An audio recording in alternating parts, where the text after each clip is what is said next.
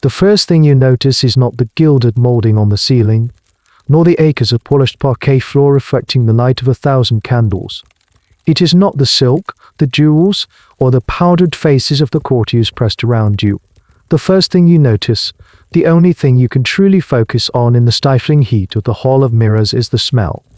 It is a dense, complex tapestry of odor, the sweet, cloying scent of unwashed bodies mingling with heavy, animalicy perfumed, the sour tang of sweat-soaked linen, the faint but unmistakable undertone of stale wine in chamber pots hastily emptied. You are a minor noble at the court of Versailles in the late 18th century, and you are breathing the air of a world without sanitation, a world where the very concept of hygiene is a foreign country. This sensory assault, this constant battle between perfume and putrescence, is the baseline reality of your existence. It is the canvas upon which the era's most extreme fashions will be painted. And now, the preamble is over. Let us turn to the primary sources and begin the slow work of reconstruction. To comprehend the towering, artificial hairstyles of the 18th century aristocracy, one must first immerse oneself in the sensory environment from which they grew. The modern world is a largely deodorized space, a realm of antibacterial soaps, daily showers, and municipal plumbing. The 18th century was its antithesis. It was a world saturated with smells, most of them profoundly unpleasant by contemporary standards. The cities, in particular, were epicenters of olfactory chaos. The streets of Paris or London lacked any systematic waste disposal. A central gutter, or gouttiere in French, often served as an open sewer, collecting a vast slurry of household refuse, animal droppings, and the contents of chamber pots casually tossed from overhead windows. The air was thick with the coal smoke of industry, the metallic scent of blood from open-air butcher stalls, and the chemical reek of tanneries. The primary mode of transport, the horse, left behind tons of manure on the cobblestones daily, which turned to a fine, acrid dust in the summer and a foul-smelling mud in the winter. This external environment was mirrored by an equally fragrant domestic reality. Even the most opulent palaces, including Versailles itself, were architectural marvels of poor sanitation. Built without internal latrines for its thousands of residents and visitors, the palace corridors, stairwells, and even fireplaces often served as expedient substitutes. Courtiers would relieve themselves behind tapestries or in designated corners, creating a persistent, pervasive odor that no amount of polished wooden fine silk could conceal. The kitchens produced their own miasma of cooking smells, smoke, and decaying food scraps. In the private homes of the wealthy, the chamber pot was ubiquitous, its contents often remaining in the room for hours before being disposed of. Against this backdrop of public and private stench, the standards of personal hygiene were fundamentally different. The prevailing medical philosophy of the time, inherited from the Middle Ages, was the miasma theory. It held that disease was spread by bad air or noxious vapors. Paradoxically, this led to a deep suspicion of full-body bathing. It was widely believed that immersing the body in hot water would open the pores, making an individual vulnerable to these airborne pestilences. A bath was often seen as a medical procedure, not a routine act of cleanliness. While the very wealthy might indulge in occasional scented baths, for most, including the aristocracy, washing was a localized affair. It consisted of cleaning the visible parts, the hands, face, neck, and feet. Cleanliness was instead performative and centered on what could be seen. The primary indicator of good hygiene was not the scent of a scrubbed body, but the crisp whiteness of one's linen. The wealthy changed their undergarments, shirts for men, chemises for women, daily. This clean layer of linen was believed to absorb the body's impurities and sweat, effectively cleaning the skin by friction.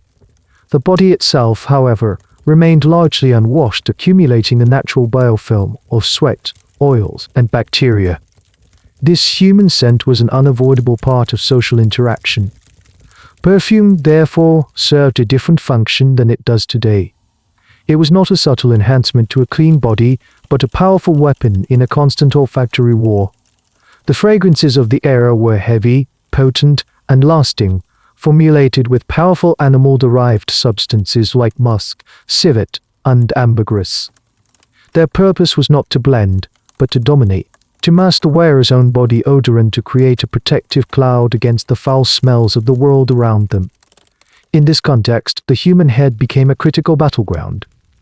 The hair, prone to absorbing odors and producing its own oils, required a radical solution. It needed to be controlled, concealed, and reshaped into a symbol of status that could rise, quite literally, above the malodorous reality 18th century world. The prevailing medical doctrine of miasma cast water not as a cleansing agent, but as a dangerous solvent. It was believed to strip the skin of its natural protective oils and, more perilously, to open the cutaneous pores. These pores were not seen as benign anatomical features, but as vulnerable gateways through which the pestilential vapors of the outside world could invade the body. A hot bath, in this context, was akin to willingly lowering the body's defenses in a hostile environment. Physicians of the era warned that such an act invited all manner of illnesses, from the common cold to the dreaded plague, by allowing miasmatic particles to penetrate the bloodstream and disrupt the delicate balance of the four humors. Consequently, full body immersion in water was an act undertaken with caution, infrequently, and often with a specific therapeutic purpose in mind rather than for simple cleanliness. It was a medical treatment, not a daily ritual. This deep-seated aquaphobia fundamentally shaped the aristocracy's approach to personal maintenance. The concept of hygiene was divorced from the act of washing and instead became centered on practices of substitution and concealment. The primary tool in this effort was, as noted, fine linen. The daily changing of the chemise or shirt was considered a highly effective form of cleansing, was thought to abrade away dirt and absorb the body's foul humors, as they were excreted through sweat. The visible evidence of cleanliness was a pristine collar and cuffs. The state of the skin underneath was a private matter.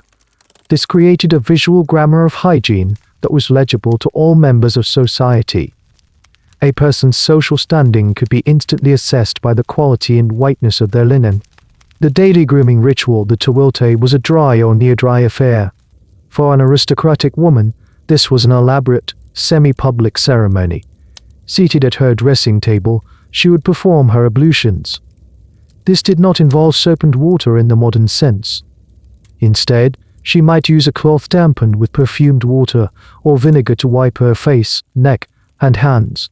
To whiten the skin, she might rub it with a paste of almond meal or rice powder. The body itself was often cleaned by being rubbed down with a dry cloth, sometimes infused with perfume. This process of friction was believed to be sufficient to remove surface grime without the risks associated with water. Powders were an essential component of this water-averse hygiene. Fine, scented powders made from starch, rice, or a ceruse were applied liberally to the body. They served a dual purpose, absorbing moisture and oils, and masking any underlying body odors with a more socially acceptable fragrance. This practice extended to the hair, which was rarely, if ever, washed with water. Washing the hair was considered particularly dangerous, as it was believed to expose the brain to chills and noxious influences. Instead, the scalp was cleansed by vigorous brushing and the application of powders. These powders would absorb the natural oils or sebum and could then be brushed out, taking some of the accumulated dirt with them. This left the hair looking dull and feeling dry, but it was considered clean by the standards of the day. This fear of water was not merely a medical theory, it was a deeply ingrained cultural belief that dictated behavior from the highest echelons of society downwards. Louis XIV, the Sun King, is recorded by some accounts to have taken only 3 full baths in his entire life. While this may be an exaggeration, it reflects the general sentiment of the time. Personal scent was an accepted reality. The goal was not to eliminate it but to manage it, to overlay the natural human smell with a more powerful and pleasant perfume. This created an environment where the body was perpetually concealed, first by a layer of linen, then by clothing, and finally by a cloud of fragrance and a dusting of powder. It was a philosophy of containment and disguise. This principle, of masking reality rather than altering it, would find its ultimate expression not just on the skin, but on the head, as the unwashed hair of the aristocracy became the foundation for an increasingly elaborate and artificial superstructure. The powders used to absorb oils from the hair and body were merely the first line of defense in a far more elaborate campaign of artificial. As the principles of dry hygiene became entrenched, the focus shifted from mere odor management to the active construction of an idealized physical appearance. The 18th century aristocratic face was not meant to be a reflection of natural health, but a carefully crafted work of art, a smooth, white canvas upon which the features of high status could be painted. This pursuit of a flawless complexion was driven by the harsh realities of the era. Smallpox was endemic, and those who survived were often left with deep, permanent pitting of the skin. Acne rosacea and a host of other dermatological ailments were common and untreatable. The face, therefore, was a surface to be concealed and perfected, not revealed. The primary medium for this transformation was a cosmetic preparation known as Venetian ceruse, or blanc de ceruse de Venus. Prized for its brilliant opacity and smooth, porcelain-like finish, it was the foundation of aristocratic beauty. Fashionable men and women alike would apply it as a thick, white paste covering the face, neck, and chest in a uniform mask of startling pallor. This paste was typically a mixture of white lead carbonate, water, and vinegar. The application was not subtle. The goal was to completely efface the natural skin tone and any imperfections beneath it. Once the stark white base was applied and dried, color could be added. A vibrant red, often made from vermilion, a toxic mercury sulfide, or cochineal mixed with animal fat, was applied to the cheeks in perfect circles, creating a doll-like contrast. The devastating irony of this practice was that the very substance used to create the illusion of perfect health was a potent and cumulative poison. Lead is a heavy metal that, when absorbed through the skin or inhaled as dust, inflicts catastrophic damage on the human body. The regular, long-term use of Venetian ceruse induced a state of chronic lead poisoning in its devotees. The dermatological effects were immediate and vicious. The lead caused the skin to dry out, wrinkle, and develop lesions, creating more imperfections that required an ever thicker layer of ceruse to conceal. This created a destructive feedback loop where the solution became the cause of the problem. Over time, the cosmetic would eat away at the skin, leaving behind permanent scarring and discoloration.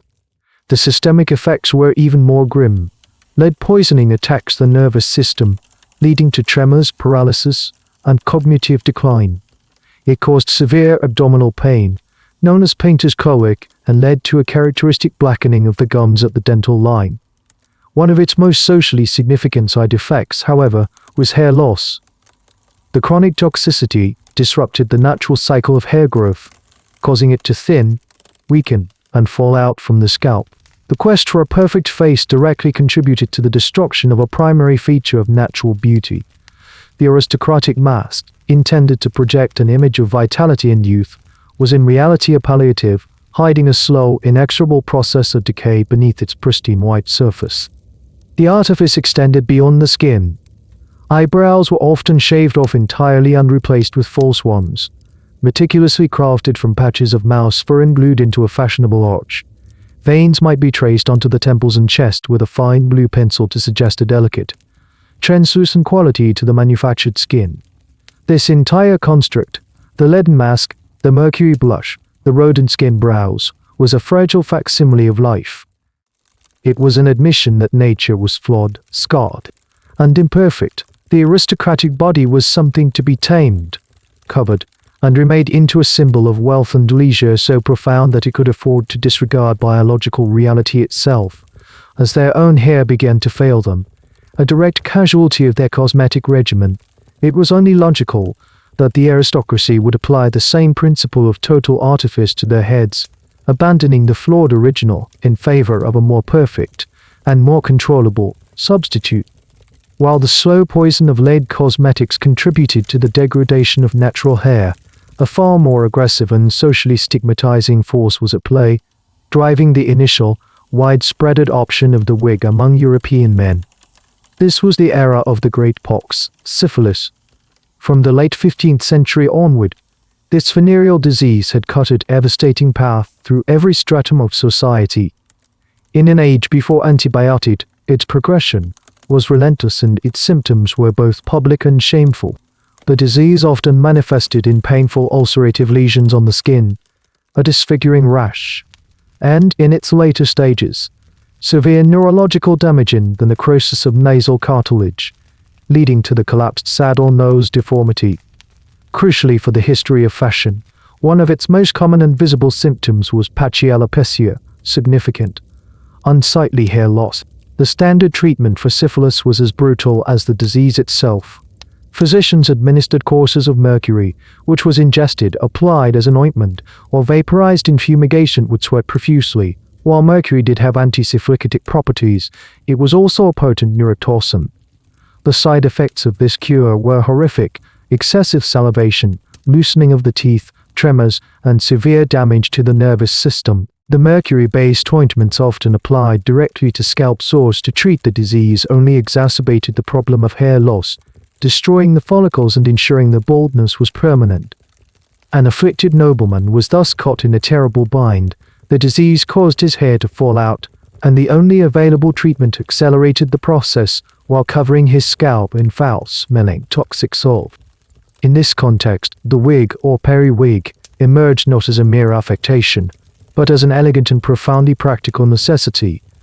It offered a comprehensive solution to a deeply embarrassing medical and social problem. Firstly, and most obviously, it concealed the baldness caused by both the illness and its cure, allowing a man to present a facade of virility and health. Secondly, it covered the unpleasant sores and the even more unpleasant-smelling mercury ointments that were often smeared onto the scalp, containing the odor and hiding the physical evidence of the treatment. The larger, fuller styles could also help to visually balance a face disfigured by other syphilitic symptoms. A man could literally hide his disease beneath a cascade of curls. The fashion's ascent was cemented by royal precedent. In the 1622s, King Louis XVI of France began to go bald at a young age, prompting him to adopt elaborate wigs to maintain a regal appearance. This act by an absolute monarch began the process of transforming the wig from a medical prosthetic into a symbol of high status.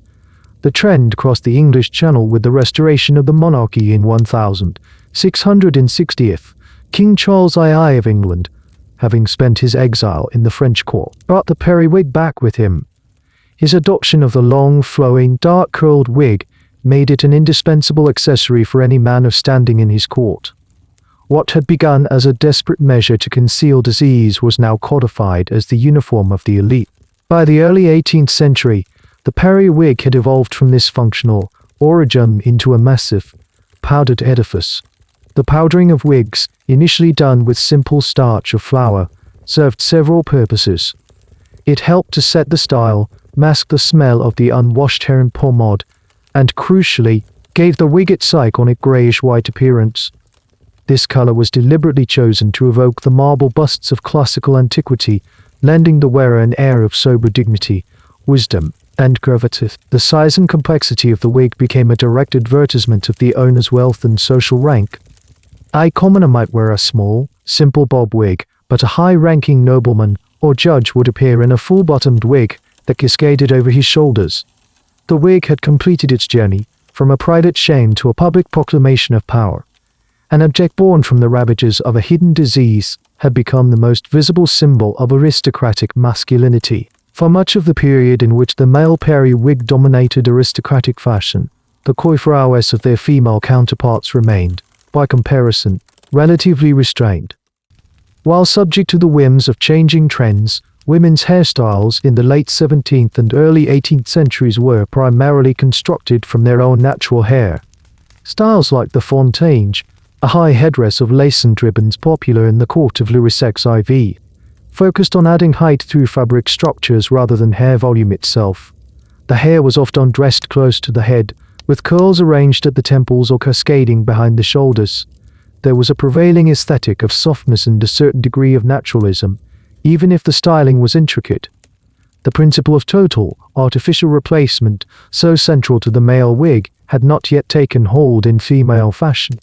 The catalyst for the gendered escalation of hair was twofold: the gradual decline in the extremity of male wigs and the hyper-competitive cultural theatre of the French court under Louis XVI.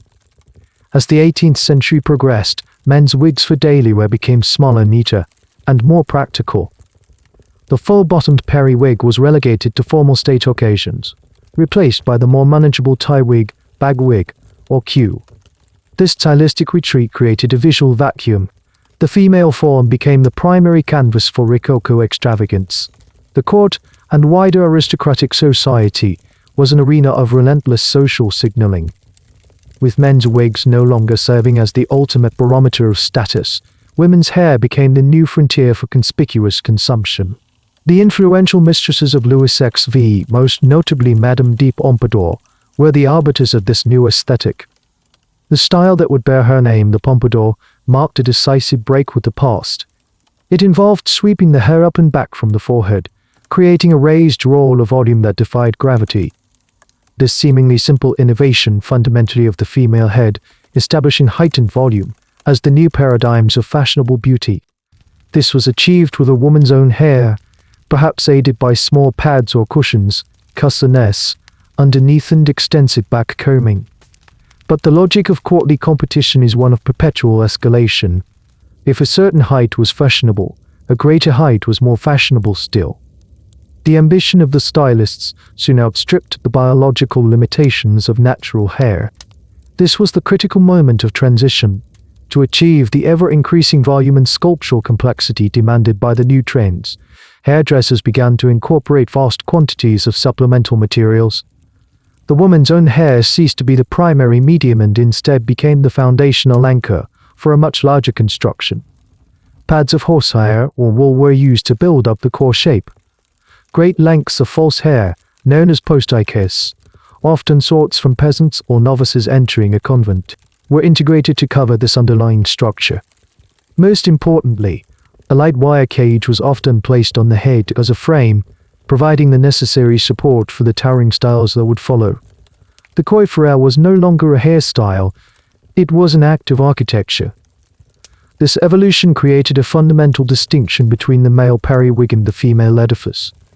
The man's wig was a self-contained, removable object, akin to a hat.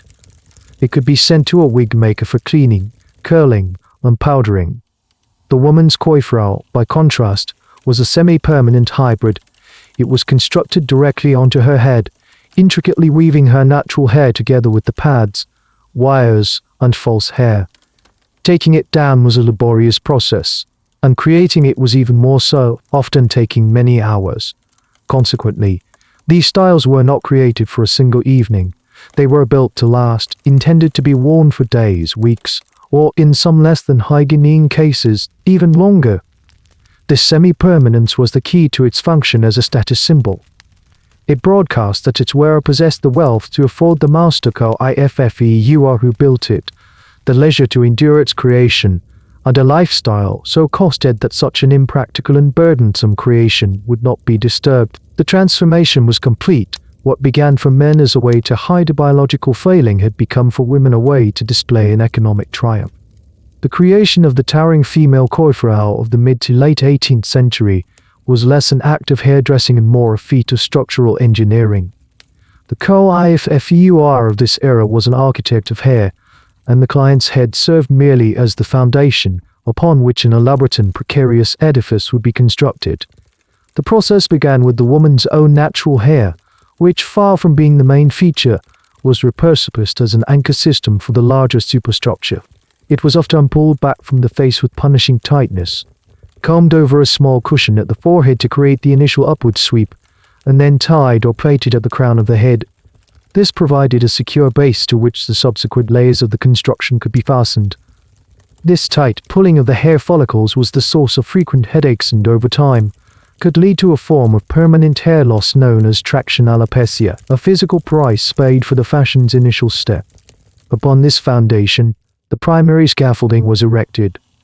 This consisted of a lightweight armature, typically crafted from thin iron or steel wire, bent into the desired shape of the final silhouette, be it a tall cone, an ovoid or a more complex, asymmetrical form. This wire frame, the true skeleton of the coiffure, was then placed on the head and securely tied to the anchored natural hair with ribbons or fabric strips. Its purpose was to provide the essential shape and structural integrity, allowing the hairstyle to achieve heights and configurations that would be impossible with hair alone. The frame ensured that the coiffure would not collapse under its own weight or with the wearer's movement. With the wire skeleton in place, the next step was to add bulk and volume. This was achieved through the extensive use of padding. Rolls of fabric stuffed with various materials, known as boudiness or cossoness, were strategically attached to the wire frame and the head. The stuffing itself was varied and often organic. Horsehair was common, prized for its spring-innocent volume. Wool tow, a coarse fiber from flax, and even dried moss were also used, fleshing out the wire armature and creating the full, rounded mess of the hairstyle. These materials were, by their nature, highly absorbent and porous, a detail of grim significance that would become apparent as the coiffure was worn over extended periods. Only after this entire substructure of wire and padding was complete did the application of the visible hair begin. Great quantities of false hair, or post-dice, were required to cover this sizable form. This hair was a commodity harvested from the heads of the poor. Young peasant women with long, healthy hair could sell their tresses for a sum that might represent several months' wages. Novices entering convents would have their hair shorn, and this too would enter the marketplace. This harvested hair was cleaned, processed, and then sewn into long strips called wefts. The coiffure would then take these wefts, undoubtedly drape, curl, and pin them over the padded framework, completely concealing the mechanics underneath. The woman's own natural hair from the front and sides was often carefully blended in at the hairline, creating a deceptive illusion that the entire magnificent structure was her own. The final form, known in its most elaborate incarnation as the powerful sentiment, was a testament to this multi-stage process. It was a solid sculptural mass, a semi-rigid helmet of hair, wire, and padding. Its creation was an investment of time, typically taking several hours in the skilled hand of a master stylist. The result was not a style that could be easily brushed out at the end of the evening. It was a semi-permanent addition to the body, intended to be maintained for as long as possible. Once constructed, this towering, complex, and highly artificial object required one final set of materials to fix it in place, to give it its characteristic texture and color, and to inadvertently prepare it for colonization by other forms of life. The architecture was complete. It now needed its plaster and paint. With the monumental architecture of the coiffure fully assembled, the final, transformative stage could begin. This was the process that would give the edifice signature texture, color, and most critically, its permanence. It required two essential materials, a thick, viscous pomade to act as a binder, and a fine powder to serve as a finishing coat. Together, they would convert the complex structure of wire, padding, and hair into a single, unified sculpture, while simultaneously setting the stage for its eventual biological decay. The primary binding agent, known as pomatum or pomade, was a greasy unguent whose composition was fundamentally organic and, without refrigeration, inherently unstable. Its base was almost invariably rendered animal fat. The most common and affordable fats used were beef suet or pork lard. For the wealthier clientele, more exotic and expensive options were available, such as bear grease, which was prized for its ability to promote hair growth. This fat was rendered, melted down and clarified, and then combined with other ingredients to improve its consistency and scent. Beeswax might be added to give it stiffness and hold, while spermaceti, a waxy substance from the head of a sperm whale, could create a smoother, more refined texture. To this greasy base, expensive and powerful fragrances were added. Essential oils of lavender, bergamot, and orange blossom, or ground spices like clove and cinnamon, were laboriously mixed into the fat. The purpose of these scents was twofold: to impart a pleasing fragrance to the hair and, more importantly, to wage a preemptive war against the odors that would inevitably arise from the unwashed scalp and the pomade itself. The application was a thorough and messy affair. The coiffure would take great handfuls of this scented grease and work it meticulously through the entire structure, from the roots of the natural hair to the tips of the false wefts. The goal was to coat every strand, ensuring the entire coiffure was saturated with the sticky substance. This pomade was the glue that held the elaborate curls and waves in place, providing a stiff, tacky surface that would remain pliable enough for styling but firm enough to maintain its shape for weeks. It was this stickiness, however, that was its most crucial property, as it prepared the hair for the final step, powdering. Once the pomade was applied, the coiffure was a greasy, glistening mass. The process of turning it into the fashionable, matte white icon of the aristocracy required an immense quantity of powder. This was not a light dusting but a complete saturation. The powder itself was a fine milled starch, typically derived from wheat, rice, or potatoes. For the very wealthy, a finer powder made from ground arrowroot was available, which added its own subtle, violet-like scent. The powder could be left white or tinted with pigments to create shades of grey, blonde, or even pastel pinks and blues. The application took place in a designated powdering closet, or with the client draped in a special protective gown, as the process generated a thick, billowing cloud.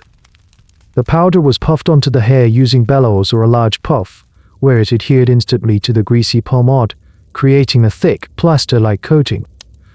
The problem, inherent in the very chemistry of the materials, was rancidification. Animal fat, when exposed to air and kept at body temperature, begins to break down. The triglycerides and the lard oxidize, a process that produces a range of volatile organic compounds, including aldehydes and ketones. These compounds are responsible for the sharp, acrid, and deeply unpleasant odor of rancid fat. The wearer of the coiffure was in effect incubating this process on their own head. The heat from the scalp acted as a constant, low-temperature oven, accelerating the decay of the pomade. The expensive perfumes mixed into the pomade could only mask the onset of this smell for so long. Eventually, the sour, sickly odor of putrefying fat would begin to emanate from the hair, a scent that no amount of orange blossom could fully conceal. The powder, being hygroscopical, would absorb not only the scalp's natural oils, but also moisture from the atmosphere, turning the entire mixture into a thick, heavy, and increasingly malodorous paste. This dense, nutrient-rich, and warm crust, sealed against the scalp, created the perfect, undisturbed microenvironment, a perfectly prepared substrate for colonization. The coiffure, once sealed with its layer of grease and starch, ceased to be an inert object of fashion.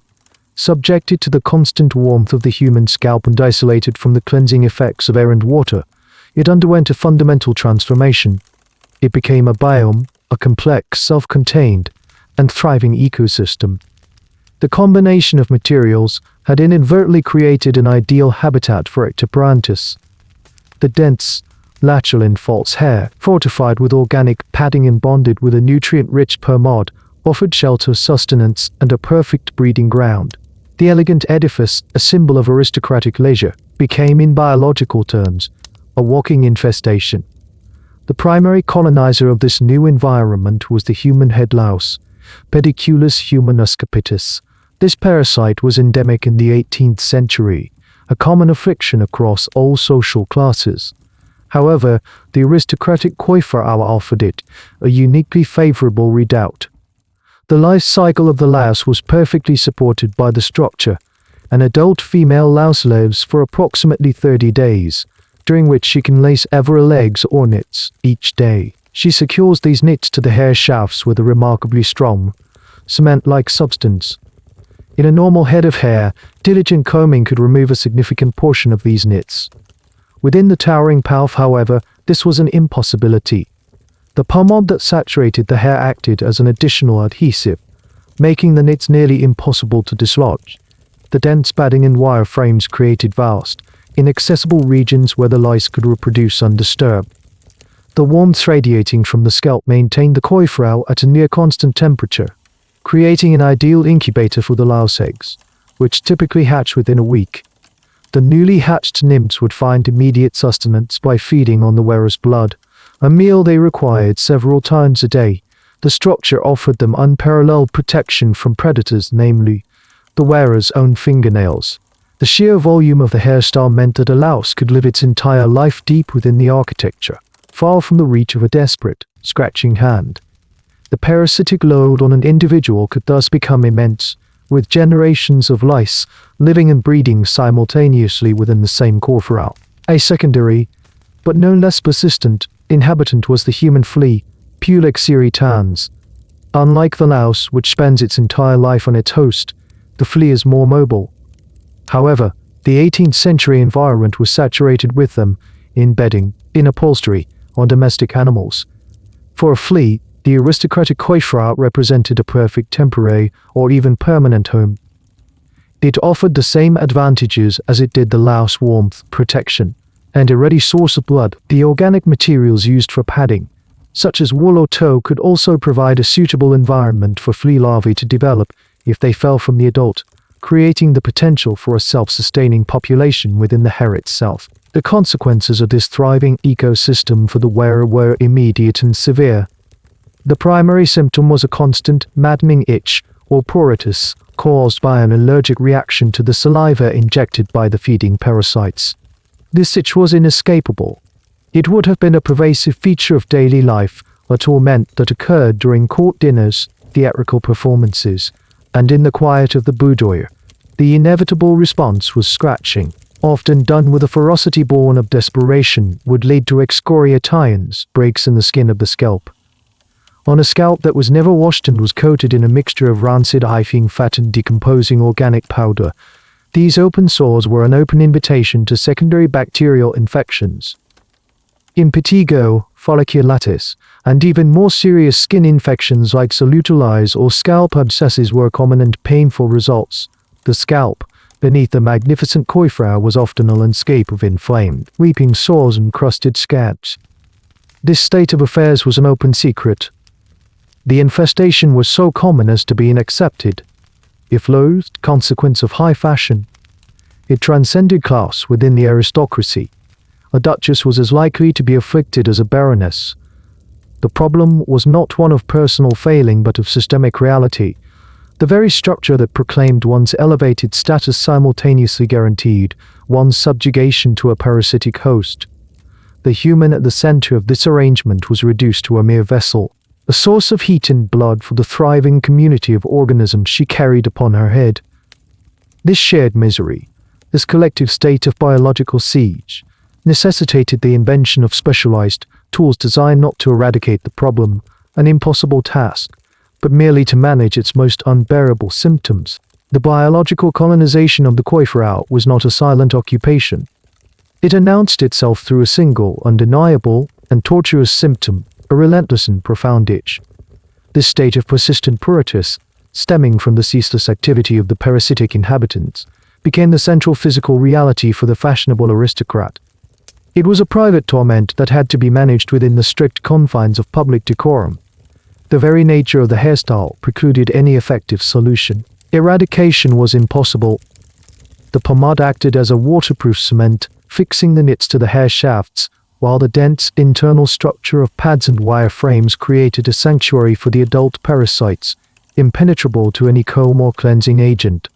The problem, therefore, could not be eliminated, it could only be endured. It could only be endured. And for endurance, the aristocracy developed a unique and telling class of accessory. Faced with an unsolvable problem, the culture of the elite did not abandon the fashion that caused it. Instead, it adapted by creating specialized tools to mitigate the worst of the suffering. Thus was born the wig scratcher, known in France as the giret minus. This instrument was a testament to the era's capacity to transform a sordid necessity into an object of high art and status. In its basic form, the scratcher was a long, slender rod, typically between 30 and 50 centimeters in length, designed to be delicately inserted into the depths of the towering coiffure to reach the inflamed scalp beneath. The genius of the device lay in its combination of function and form.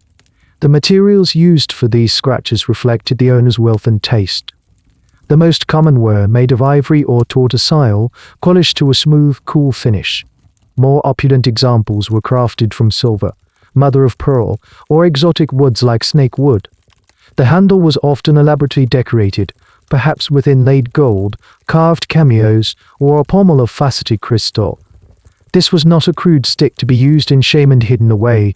It was an elegant accessory, designed to be carried and displayed as part of a lady's complete ensemble, often housed in a luxurious case known as a necklace de voyage. The operative end of the scratcher was its most distinctive feature. It was rarely a simple point which could have damaged the scalp or snagged the hairstyle's intricate arrangement. Instead, it terminated in a small, exquisitely carved effigy, most commonly a miniature, disembodied hand with delicately separated fingers. Other designs included a tiny rake, a bird's claw, or a simple fork-like shape. The purpose of this design was to provide broad, gentle friction to the skin, satisfying the itch without causing further damage or disrupting the carefully constructed curls and decorations of the pouch.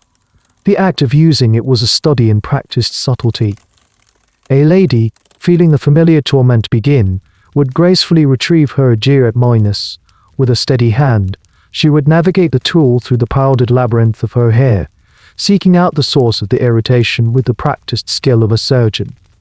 The relief it provided must have been momentary, but in a state of constant affliction, even fleeting respite was a profound luxury. The public use of these scratches speaks to the ubiquity of the infestation. It was so common that there was little shame attached to managing its symptoms. An aristocrat might be seen discreetly using their scratcher at the opera, during a card game, or while holding court in a salon.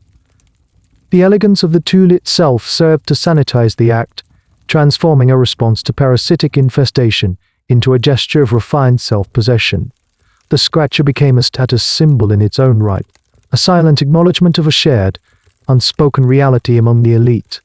It was a beautiful object born of a filthy secret. Beyond this mechanical solution, other, less effective methods were sometimes employed. Some would attempt to fumigate their coiffures by sitting in rooms where sulfur or tobacco smoke was burned, in the vain hope of killing the vermin. Others might have their hairdressers apply infusions of herbs believed to be insect-susceptible, such as wormwood or penurial, or dab spirits of wine onto the scalp.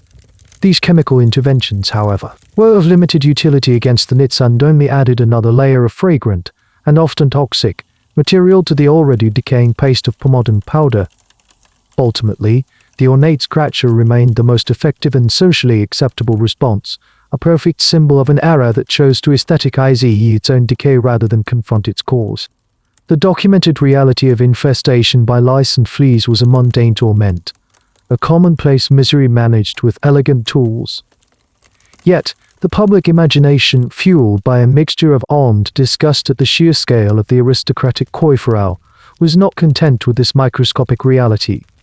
The logic of the era seemed to demand a more spectacular form of decay.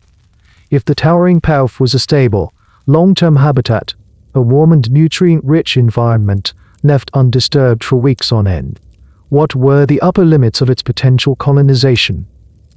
This question gave rise to the most enduring ungrotesque legend associated with the fashion, the story of the nesting mice. Examining this claim requires a careful separation of historical hyperbole from a purely biological and structural standpoint beyond the realm of possibility. The internal architecture of the most extreme coiffures, with their wire cages and voluminous padding of wool, moss, and horsehair, created numerous dark, warm, and secluded cavities. The pomade, made of animal fat, a milled grain starch, constituted a readily available, high-energy food source in the palaces and grand houses of the 18th century, which were far from rodent-proof. A mouse seeking shelter and sustenance could theoretically find both in abundance within an unattended hairstyle, perhaps while its wearer slept. Given that a female mouse has a gestation period of only 3 weeks, the timeline aligns with the documented periods for which these coiffures were worn. This scenario, while repulsive, is technically plausible. However, verifiable, first-person testimony of such an event is conspicuously absent from the historical record. One does not find sober diary entries from duchesses lamenting the discovery of a murine family in their hair. No physician of the period documented the treatment of a scalp gnawed by rodents. The absence of this primary evidence is significant. The story of the nesting mouse appears to have existed almost exclusively in the realms of rumor, anecdote, and, most importantly, political and social satire. It was in the fiercely competitive and scurrilous world of the print shops of London and Paris that the legend was truly cultivated and weaponized. Satirical caricaturists seized upon the nesting mouse as the perfect symbol for the decadence and rottenance of the Ancien regime. For artists like James Gilray or Thomas Rowlandson in England, the image was an irresistible metaphor. A print might depict a fashionable lady's coiffure as a chaotic barnyard, teeming with not only mice but also pigs and other livestock, drawing a direct line between aristocratic pretension and agrarian filth. The mouse, a creature associated with poverty, decay, and uncleanliness emerging from the pinnacle of elite fashion, was a devastating visual indictment.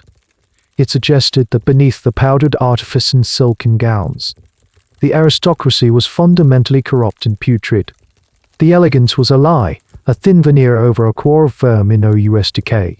One of the most widely circulated anecdotes, likely apocryphal but endlessly repeated, tells of a lady at court whose serene composure is suddenly shattered.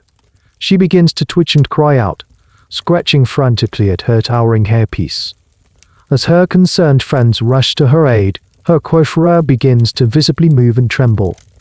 In the ensuing chaos, the story goes, the hairstyle is dislodged, revealing a mother mouse and her litter of newborns who had been comfortably nested within the warm padding. This tale, in its various forms, served as a powerful piece of social commentary.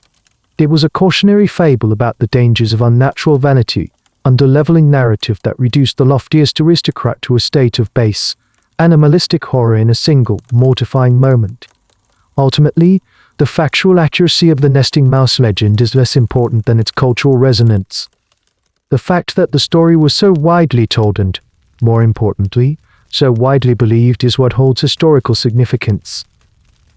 The plausibility of the legend was rooted in the undeniable truths of the coiffure's construction and the era's poor sanitary standards. While the lice were a documented reality, the mouse was a narrative necessity, a logical, if exaggerated, conclusion to a fashion that had become a self-contained, mobile ecosystem. The legend was a folk diagnosis of a society perceived to be sick with its own excess. It was not a report on a literal culture. The towering coiffure was more than a mere fashion statement. It was an unequivocal economic declaration. Its very existence was predicated upon a foundation of immense wealth and a lifestyle of profound leisure, making it one of the most effective and conspicuous forms of status signaling in a society obsessed with rank and hierarchy. The cost of creating and maintaining such a hairstyle placed it far beyond the reach of anyone outside the highest echelons of the aristocracy, serving as a constant, visible barrier between the elite and all those beneath them. The economics of this absurdity can be broken down into three primary components: materials, labor, and the implicit cost of time. The raw materials for the coiffure were, in themselves, a significant expense. Chief among these was the hair. While the wearer's own hair formed the base, the vast quantities of false hair, or post-ices, required for the larger styles were a costly commodity. The most desirable hair was long, healthy, and naturally colored, often sourced from young, impoverished women in the countryside who sold it out of desperation. This transaction, a direct transfer of a biological asset from the poor to the rich, was a foundational economic act of the fashion. The price of this hair fluctuated with supply and demand, but a sufficient quantity to construct a truly fashionable pouff could cost as much as a skilled craftsman's monthly wages. Added to this were the costs of the internal structure, the wire for the frame, the horsehair or wool for the padding, and the ribbons and pins needed for assembly. The secondary materials, the pomade and powder, represented a continuous and substantial outlay. The finest pomades were not simple art but complex concoctions featuring expensive, imported ingredients. Bear grease, spermaceti, and premium floral essences like jasmine or tuberose, known as en fleur age, were luxuries that dramatically increased the price of the final product. Similarly, the powder was a recurring expense. The sheer volume required to coat a large coiffure meant that a fashionable woman might go through several pounds of it in a week. While basic wheat starch powder was relatively affordable, the most sought-after varieties, like the violet-scented powder made from Florentine orris root, were significantly more expensive. The annual cost of just pomade and powder for a single aristocratic woman could easily exceed the entire yearly income of a peasant family. The second major cost was labor, specifically the fee of the master coiffure. The leading hairdressers of the era, such as Leonardo Tai, the favored stylist of Marie Antoinette, were not mere tradesmen. They were celebrated artists who achieved international fame and commanded exorbitant prices for their services. A sitting with a premier coiffure was a lengthy and expensive affair. The creation of a single elaborate style could take a full morning or afternoon, and the stylist's fee would reflect this investment of time and artistic skill. These celebrity stylists maintained salons, employed assistants, and published engravings of their latest creations, functioning as the high priests of a lucrative and exclusive cult of beauty. To retain the services of such an artist was a mark of supreme status, an indication that one was not only wealthy, but also at the very epicenter of the fashionable world. Finally, and perhaps most significantly, there was the hidden, implicit cost of time and immobility. The creation of the coiffure was a long process. Its maintenance was a constant concern. Its sheer size and weight rendered the wearer physically constrained. This impracticality was the very essence of its message. It broadcast that the wearer was a person of such extreme leisure that she did not need to perform any form of productive labor. She did not cook, clean, or even dress herself. Her life was so coarse-dead that she could afford to be encumbered by a delicate, towering, and burdensome hairstyle that required her to move slowly, bend carefully, and even sleep in a specific, upright position to avoid destroying it. The coiffure was a testament to a life freed from physical necessity. It was, in the language of the economist Thorstein Veblen, the ultimate form of conspicuous consumption and conspicuous leisure. Every towering curl and powdered ornament was a calculated symbol, a grain of flour in a mountain of evidence attesting to the wearer's complete and utter removal from the world of ordinary human toil. The immense economic investment required for an aristocratic coiffure elevated the practitioner of this craft from a simple servant to a figure of central importance. The high fees commanded by these individuals were not merely wages for a service rendered. They were honoraria paid for the vision and skill of a recognized artist. The latter half of the 18th century witnessed the birth of the celebrity hairdresser, or coiffure artist, a new breed of professional who, despite often humble origins, ascended to a position of unprecedented influence, wielding a form of soft power that could shape courtly life, adopt economies, and make or break social reputations. Before this period, a hairdresser was typically a member of the domestic staff, a valet or a lady's maid with a particular aptitude for arranging hair. Their work was derivative, following established patterns with little room for individual creativity. The Rococo explosion of hair, however, demanded a new level of technical and artistic mastery. It required an understanding of structure, balance, and sculpture. The individuals who possessed these skills were no longer content to remain anonymous servants. They established their own salons in fashionable districts of Paris, took on apprentices, and cultivated a clientele of wealthy and powerful women. The undisputed master of this new profession was Leonard Alexis Auteuil, known to the court and to history simply as Leonard. A man from a provincial, middle-class background in the south of France, his ambition and talent carried him to the very pinnacle of the Ancien regime. After arriving in Paris, his innovative and daring styles quickly caught the attention of the fashionable elite, and by 1774, he had secured the coveted position of coiffure to the new queen, Marie Antoinette. This appointment was the key to his empire. The queen was young, vivacious, and possessed a passionate desire to lead fashion rather than follow it. In Leonard, she found not just a stylist, but a creative partner. Their collaboration produced the most iconic and outrageous hairstyles of the age. Leonard's power stemmed from this royal patronage. Whatever style he created for the queen was, by default, instantly the most desirable fashion in all of France, and soon all of Europe. He was not just a hairdresser, he was the chief arbiter of taste. Duchesses and countesses vied for his services, knowing that an appointment with Leonard was a guarantee of social relevance. He understood that his creations were not just hairstyles, but media. He was a pioneer of the powerful sentiment, the hairdresser feeling, which incorporated symbolic objects and scenes to express the wearer's interests, emotions, or political leanings. This transformed the head into a canvas for personal and public commentary, a practice he and the Queen exploited to great effect. The celebrity coiffure promulgated his influence through new and effective channels. Engravings depicting the latest styles from Paris were printed and sold, allowing provincial ladies and for courts to copy, the creations of masters like Leonard. These prints, often published in journals like the Galerie des Modes et Costumes Français, made the coiffure an international brand. They established a professional identity distinct from their patrons, and their names became synonymous with elegance and innovation.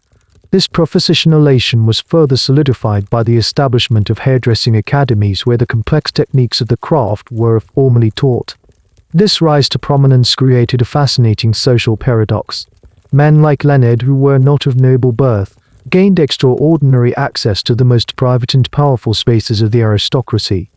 The boudoir and the toilettes. During the hours-long process of creating a coiffure, the stylist was a captive audience and a trusted confidant. He heard the court gossip, the political intrigues, and the personal anxieties of the most influential women in the kingdom. This intimacy granted him a unique form of power, the power of knowledge. He was simultaneously an artist, a servant, and a keeper of secrets, navigating the treacherous social landscape of the court with a skill as refined as that which he applied to his client's hair. He was a testament to the fact that in the highly aestheticized and artificial world of the late Ancien regime, the person who controlled the image controlled a crucial dimension of power itself. While the celebrity coiffures constructed a symbol of social power, they also inadvertently engineered a highly efficient and portable combustible device. The aristocratic head, adorned with its towering creation, became a world illuminated almost exclusively by open flame. The modern sensibility of electric lighting struggles to comprehend the sheer ubiquity of fire in the 18th century.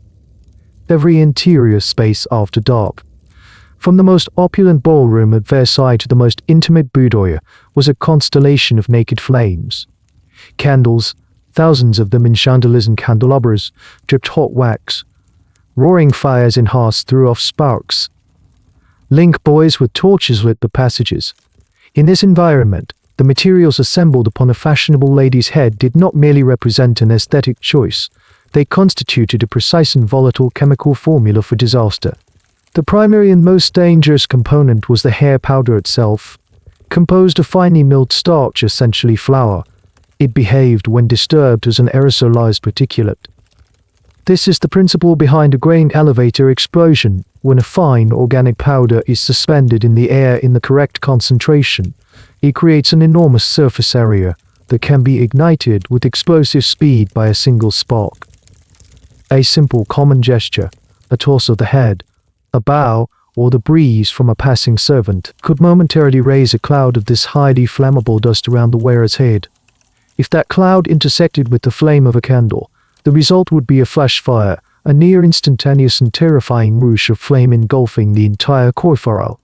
This initial, explosive ignition was sustained and intensified by the second key ingredient, the pomade. The animal lard or beef suit that saturated every hair was a solid fuel. As the heat from the initial flash fire reached the coiffure, this grease would liquefy and begin to burn with a steady, intense flame, much like the wax of a candle. It acted as a powerful accelerant, ensuring the fire was not a mere flash in the pan but a sustained conflagration. The pomade would soak into the hair, the internal padding of woolen tow, and the wearer's own natural hair, turning the entire structure into a giant, well-fed wick. The heat would become immense, capable of melting flesh and heating the internal wire frame to a searing temperature. The historical record is punctuated with accounts of these horrific accidents. While satirical prints often depicted such events for comedic effect, the reality was grimly tragic. In 1781, the Comtesse de Genoliers, sister-in-law to the prominent writer and courtier, Madame de Genoliers, attended a ball. As she leaned forward to speak to a friend, the tall feathers and gauze of her headdress, stiffened with pomade and powder, brushed against a candle flame. The fire spread with terrifying speed, and despite the frantic efforts of those around her, her burns were so severe that she died in agony 2 days later. Such incidents were not isolated. A moment of inattention at a card table, leaning too close to a fireplace for warmth, or passing beneath a low-hanging chandelier could have fatal consequences. Once ignited, the coiffure became a death trap. The wearer was, in effect, strapped into a burning helmet. The speed of the fire made effective rescue nearly impossible. Attempting to beat out the flames would only fan them and risk severe burns to the rescuer. Dousing the head with water was the only viable option, but a sufficient quantity was rarely at hand in a drawing room or ballroom. The victim's immediate, instinctive reaction to claw at the burning mass on their head would be futile. The structure was pinned and tied to their own hair. The internal wire armature, now glowing hot, would cause deep, branding burns to the scalp and skull. The melting, flaming grease would drip down onto the face, neck, and shoulders, causing catastrophic injuries.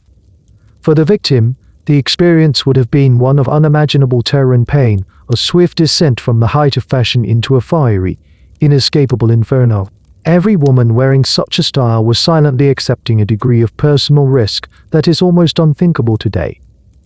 The pursuit of this specific, artificial beauty required a tacit acknowledgement that one's life could be extinguished in an instant by a single careless movement, while the fatal risks inherent in the fashion were borne by any who adopted it. The generative force behind its most extreme and imaginative manifestations was concentrated in the person of the French Queen, Marie Antoinette. Arriving at the French court in 1770 as a 14-year-old Austrian aristocracy, she was an outsider in a complex and insular world. Influence was predicated on visibility. Lacking direct political power in her early years, she seized upon fashion as her primary instrument for asserting her identity, her preeminence, and her will. In her hands, the already extravagant coiffure would be transformed from a static symbol of stat, into a dynamic and often provocative medium for personal and political expression. Her primary collaborator in this endeavor was the coiffeur Leonardo Tai, but she also worked in close concert with her Marconde de Modes, Rose Bertin. This triumvirate of queen, hairdresser, and dressmaker formed the creative engine of the late Rococo aesthetic. Marie Antoinette was not a passive client. She was an active participant in the design process, constantly challenging her artisans to devise styles that were higher, more complex, and more laden with meaning than anything seen before. In the early years of her reign, this ambition manifested primarily as a pursuit of verticality. The queen's hair and that of her court climbed to unprecedented heights, with some coiffures reportedly reaching 3 feet. This was a simple but effective assertion of rank. In a crowded room, the queen's head would always be the highest point, a physical manifestation of her place at the apex of the social pyramid. Soon, however, sheer height was no longer a sufficient statement. The Queen and Leonard began to pioneer the concept of the powerful sentiment, the headdress of feeling, which turned the coiffure into a narrative tableau. This innovation moved beyond pure aesthetics into the realm of communication. The hairstyle became a text to be read, a declaration of the wearer's sensibilities. An early example might be a coiffure dressed to lodge Aldinini, incorporating miniature rakes, watering cans, and silk vegetables to reflect the fashionable Rousseau-inspired ideal of rustic simplicity, an ideal, of course, enacted with the most artificial and expensive means possible. Another style, the powerful Arcea Constance, headdress of circumstance, was adapted to specific events, incorporating elements that commented upon current affairs. It was in this latter mode that Marie Antoinette's influence became most radical. She began to use her hair to make public statements. When the new and controversial practice of inoculation against smallpox, variola typhoid, gained traction, she commissioned a headdress known as the powerful inoculation. This creation featured a serpent, representing the disease, coiled around a club, representing the disease, coiled around a club, representing the successful outcome. Public endorsement of a major scientific and medical debate, communicated through the medium of her hairstyle. The most famous and audacious of these creations was the coiffure she wore to celebrate the French naval victory over the British at the Battle of Ascent in 1778. For this occasion, Leonard constructed a magnificent powerful belle pole, named after the French frigate that had played a key role in the engagement. The coiffure featured a vast, stormy sea of powdered hair, upon which sailed a meticulously crafted scale model of the ship itself, complete with masts, rigging, and tiny silk flags. It was an act of patriotic theatre, a declaration of national triumph worn upon the royal head. The style was an immediate sensation and was widely copied, demonstrating the Queen's unparalleled power to set the national and even international agenda for fashion. This relentless innovation, however, came at a cost to her reputation. While her supporters saw her as a dazzling icon of style, her detractors saw a queen obsessed with frivolous, wasteful, and increasingly ludicrous extravagance. The vast quantities of flour used to powder these creations were not lost on a populace that was beginning to suffer from severe bread shortages. The image of the queen with a warship in her hair became, for her enemies, a perfect symbol of her detachment from the realities of her kingdom. The anti-monarchist pamphlets and libel-lists that circulated in Paris mercilessly caricatured her hairstyles, portraying them as symbols of a corrupt and bankrupt regime. Marie Antoinette had successfully made her appearance a central topic of public discourse, but in doing so, she had lost control of the narrative. The very tool she used to project her power and personality would become one of the most potent weapons used against her in the court of public opinion. The Queen's dramatic adoption of a naval battle as a hairstyle was not an isolated act of royal eccentricity. It was the most visible expression of a broader cultural phenomenon. Under her influence, the aristocratic coiffure completed its transformation from a mere object of fashion into a dynamic and highly legible canvas for commentary. The powerful sentiment was no longer simply about expressing a vague mood or interest. It evolved into a three-dimensional, autobiographical sculpture, a mobile stage upon which the wearer could enact her personal tastes, celebrate public events, or declare her intellectual and political allegiances. The head became the primary site of performance, and the themes displayed were a direct reflection of the preoccupations of a leisured class in the final, febrile years of the Ancien regime. One of the most pervasive themes was the cult of nature, filtered through the highly artificial lens of Rococo sensibility. Inspired by the philosophical writings of Jean-Jacques Rousseau, who extolled the virtues of a simple, pastoral life, the aristocracy developed a sentimental obsession with a nature they had never experienced. This was not the raw, untamed wilderness, but a sanitized and picturesque fantasy. This idyllic vision was translated directly onto the coiffure. A lady's hair might be sculpted into a miniature English garden, complete with rolling hills of powdered curls, streams of spun glass or silver ribbon, and tiny, meticulously crafted bridges. Some styles incorporated models of windmills, rustic cottages, and even flocks of diminutive sheep fashioned from wool, grazing on a meadow of green-tinted pomade. The coiffure became a bucolic landscape, a declaration of the wearer's fashionable sensitivity and her connection to a romanticized and entirely imaginary countryside.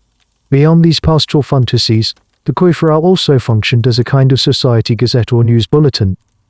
Major public events were almost immediately commemorated in hair. The successful ascent of the Montgolfier brothers' hot air balloon in 1783, an event that captivated all of Europe, gave rise to the powerful Montgolfier. This style featured a model of the iconic blue and gold balloon, often suspended on fine wires amidst clouds of cotton or gauze, ascending from a mass of powdered hair. Scientific discoveries, popular theatrical productions, and military victories were all rendered in miniature and displayed upon the head, allowing the wearer to signal that she was not only wealthy but also intellectually engaged and current with the latest developments in culture and politics. The canvas could also be intensely personal. The coiffure became a space for private sentiment to be made public in a coded, symbolic language.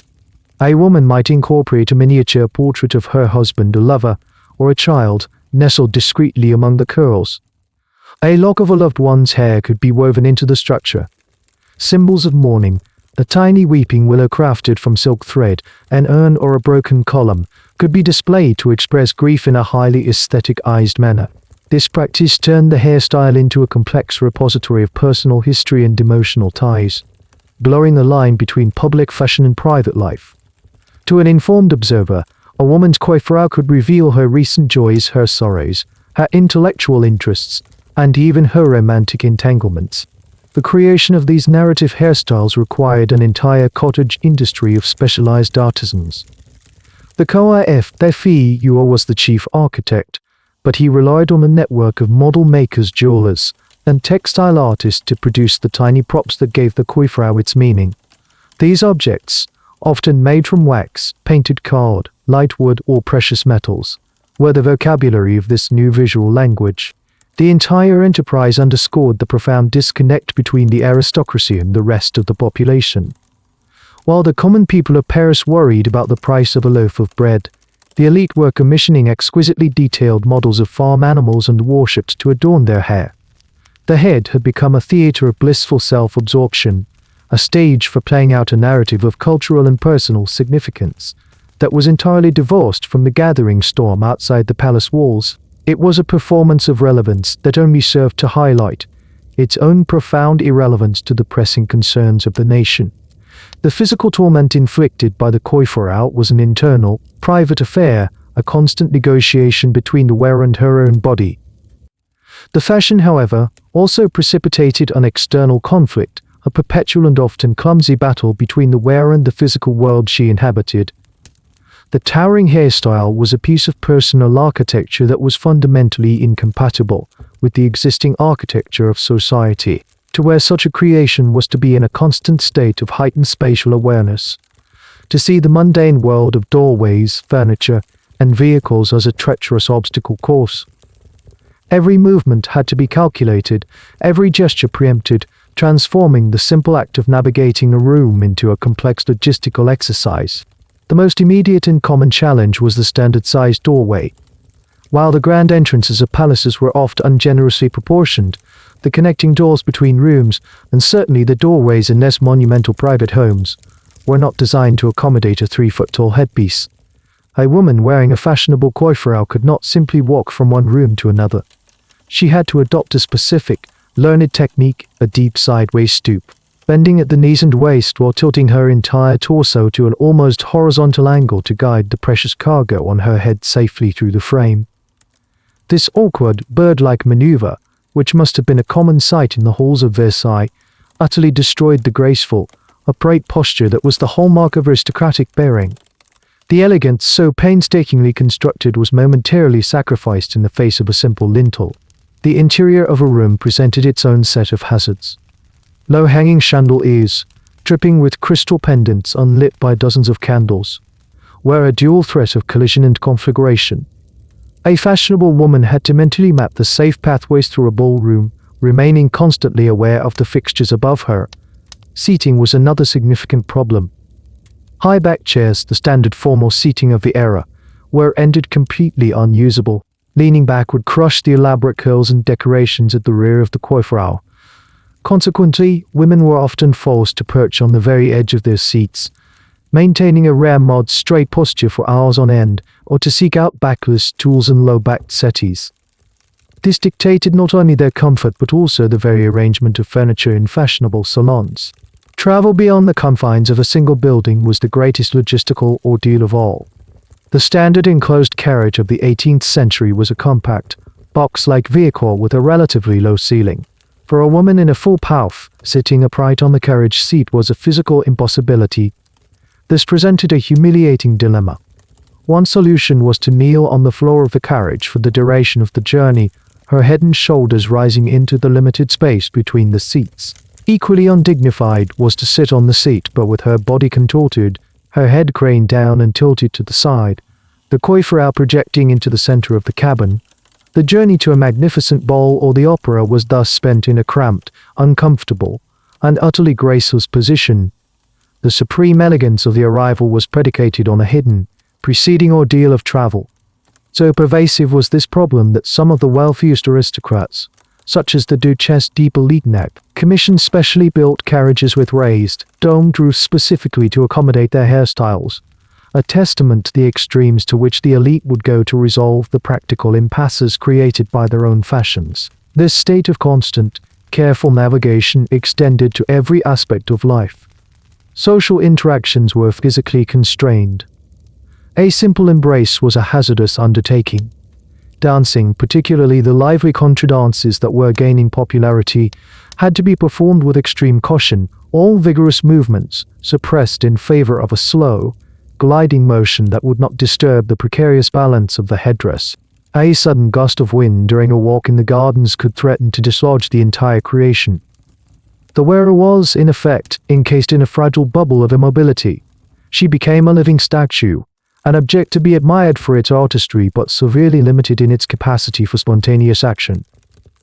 This profound impracticality, this willing acceptance of a life lived within a cage of logistical constraints, was perhaps the fashion's most powerful and exclusive message.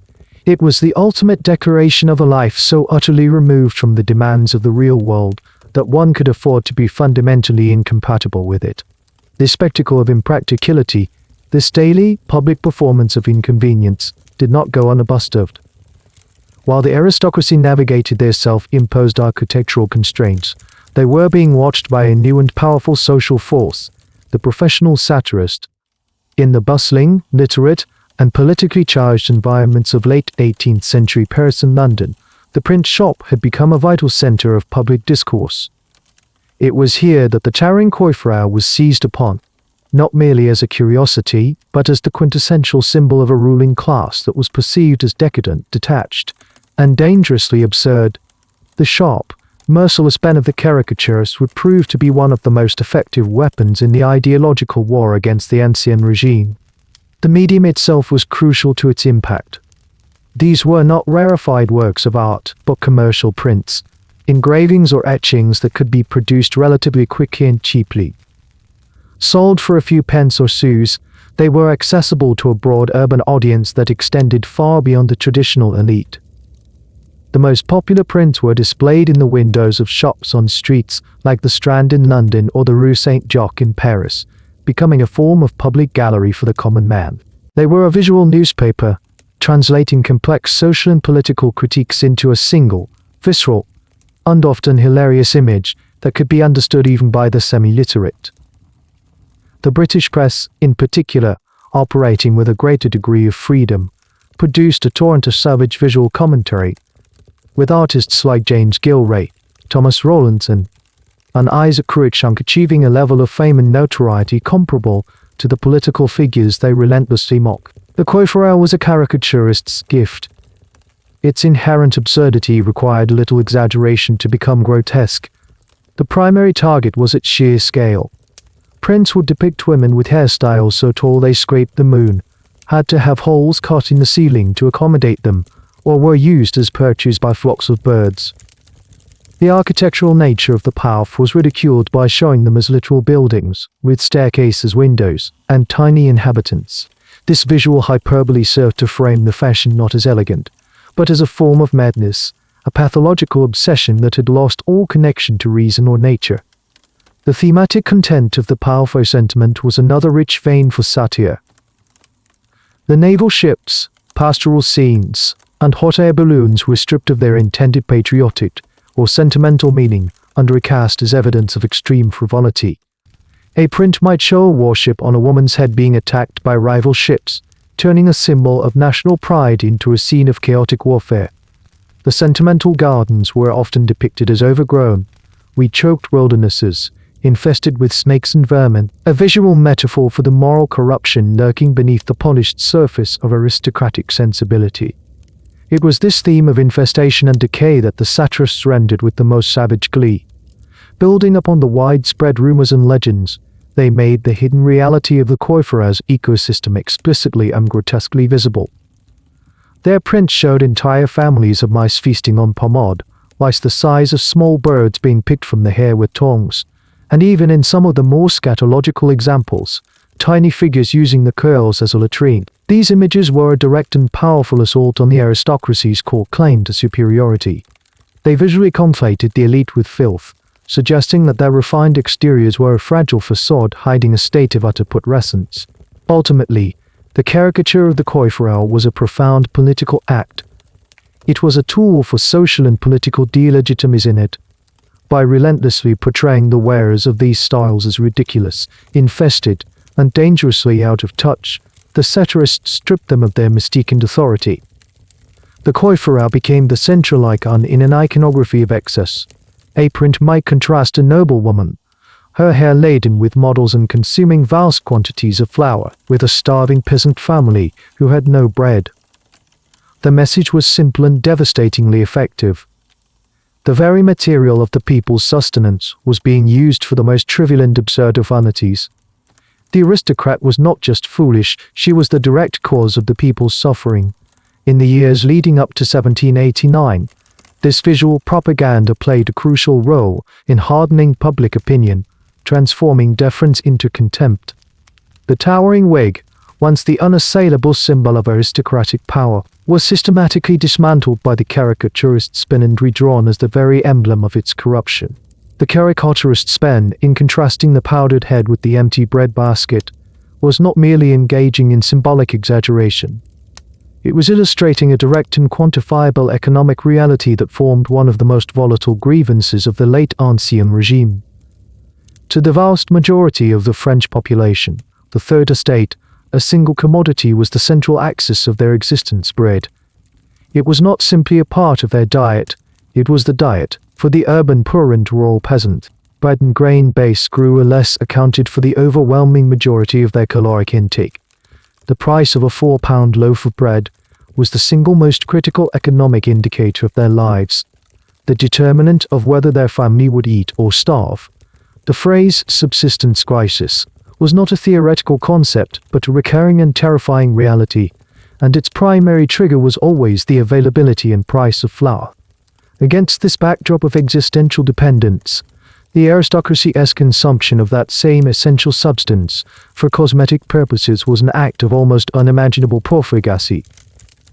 The powder used to whiten the coiffures of both men and women was, in its most common and ruinous form, finely milled wheat flour, while other starches from potatoes or rice were sometimes used. Wheat was the staple. This meant that the baker and the coiffeur all were drawing from the very same finite resource. Every pound of flour puffed into a cloud of vanity in a noble woman's powdering closet was a pound that could not be baked into a loaf of bread to feed a hungry family. The scale of this cosmetic consumption was staggering. A single fashionable individual might use 2 to 3 pounds of powder a week to maintain their hairstyle. When multiplied by the thousands of aristocrats, courtiers, and wealthy bourgeoisie who adhered to this fashion, the total amount of flour diverted from the food supply reached a scale of national significance. The British government, for instance, had recognized hair powder as a significant economic good and had levied a tax on it as early as 1786 in France. The consumption was arguably even more concentrated and visible at the court of Versailles. It has been estimated that the French court alone may have consumed enough flour for hair powder annually to feed thousands of families. This conspicuous waste became politically explosive during the frequent grain shortages that plagued France in the 1772 and 1782. A combination of poor harvests, archaic agricultural practices, and a notoriously inefficient and corrupt system of distribution led to periodic spikes in the price of bread, placing it beyond the reach of the poor.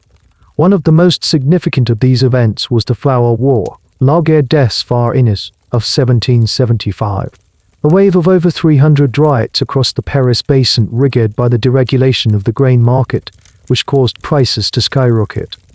During these periods of intense suffering, the sight of a powdered aristocrat passing in a carriage was not merely an image of inequality, it was a direct and personal insult.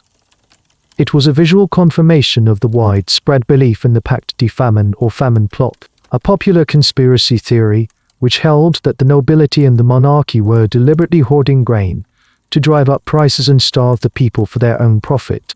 The powder on a wig became tangible proof of this perceived conspiracy. Here was the very substance of life, the flour that was said to be unavailable, being casually used to decorate the heads of the elite. The slogan famously, if likely apocryphal lie, attributed to Marie Antoinette, "Let them eat cake, qui les mange au brioche," perfectly encapsulates the sentiment this practice engendered. It symbolized a ruling class so profoundly detached from the struggles of its people that it could not even comprehend the nature of their suffering. The choice was not between two different types of food, but between food and nothing. This grievance was a constant, low-level hum of resentment that would roar into a revolutionary crescendo. When the women of Paris marched on Versailles in October 1789, their primary demand was bread. Their rage was directed at a king and queen whom they believed were hoarding grain within the palace. The image of the powdered, perfumed courtiers they encountered there would only have confirmed their deepest suspicions. The aristocratic coiffure, therefore, was far more than a social faux pas. It was an act of political provocation. It was a daily, visible reminder that the system of the ancient regime prioritized the artificial aesthetic of a parasitic few over the biological survival of the productive many. The revolution that was to come would not just target the individuals of the aristocracy, but the potent symbols of their excess, and none was more visible or more loaded with the combustible politics of hunger than the tower of powdered flour on their heads. While the economic and political resentments against the aristocracy were reaching a boiling point, a parallel, quieter revolution was taking place in the realm of ideas. The intellectual currents of the High Enlightenment, which had for decades championed reason, science, and the rights of man, also contained a powerful aesthetic and philosophy of the Rococo cult. This was the turn towards neoclassicism, the embrace of nature as the ultimate arbiter of beauty, morality, and social order. Thinkers like Jean-Jacques Rousseau, Denis Diderot, and Voltaire, while differing on many points, collectively fostered a cultural climate that was beginning to view the towering, powdered coiffure not just as wasteful, but as morally and aesthetically bankrupt. This philosophical tide was reinforced by the archaeological discoveries of the mid-18th century. The systematic excavation of the Roman cities of Herculaneum and Pompeii, buried by the eruption of Vesuvius, provided a direct and intoxicating vision of the classical world. The art and artifacts unearthed there revealed an aesthetic of noble simplicity, restraint, and idealized naturalism. The hairstyles seen on the statues and frescoes of Roman women were starkly different from the towers of Versailles. They were often simple, elegant arrangements of braids and buns, styled to complement the natural shape of the head rather than to defy it. Artists and taste makers like Jacques-Louis David translated this neoclassical aesthetic into their paintings, creating powerful images of Roman virtue and republican sobriety that served as an implicit critique of the frivolous Rococo style of the French court. This new aesthetic began to permeate the more progressive circles of the aristocracy itself. A growing number of women, particularly those who frequented the intellectual salons of Paris, began to adopt a simpler, more natural look as a way of signaling their intellectual seriousness, their alignment with Enlightenment ideals. They abandoned the stiff, corseted gowns in favor of the chemise à la reine, a simple, loose-fitting white muslin dress popularized by Marie Antoinette herself during her periods of escape to the Petit Trianon. To accompany this simpler dress, a new style of hair emerged, the coiffure enfant, child's hairstyle, or styles inspired by English country simplicity. This involved wearing one's own, unpowdered hair in soft, loose curls, often cut shorter and allowed to fall naturally around the face and shoulders. It was a radical statement. To appear in public with unpowdered, natural-looking hair was to reject the entire edifice of courtly convention. This natural look was, of course, its own form of artifice.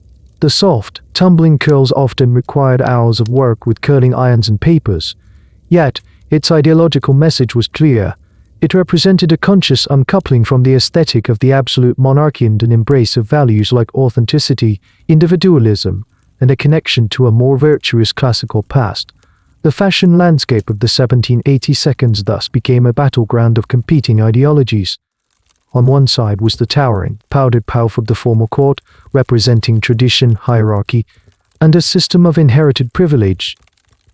On the other was the soft, unpowdered curl representing reason, nature, and the forward-thinking ideals of the Enlightenment.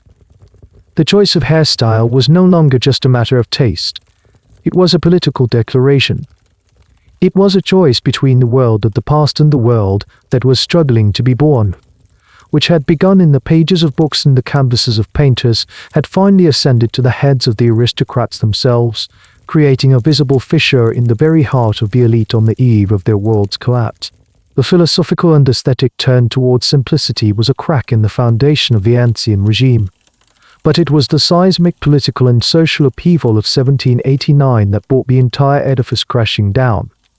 The French Revolution was not merely a change in government, it was a radical and violent reordering of the very semiotics of French society. Symbols were not trivial matters of taste, but potent declarations of allegiance that could carry the weight of life and death.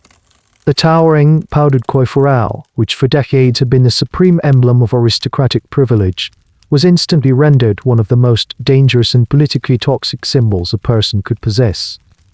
It became a fatal signifier, a public confession of one's association with the despised and deposed ruling class.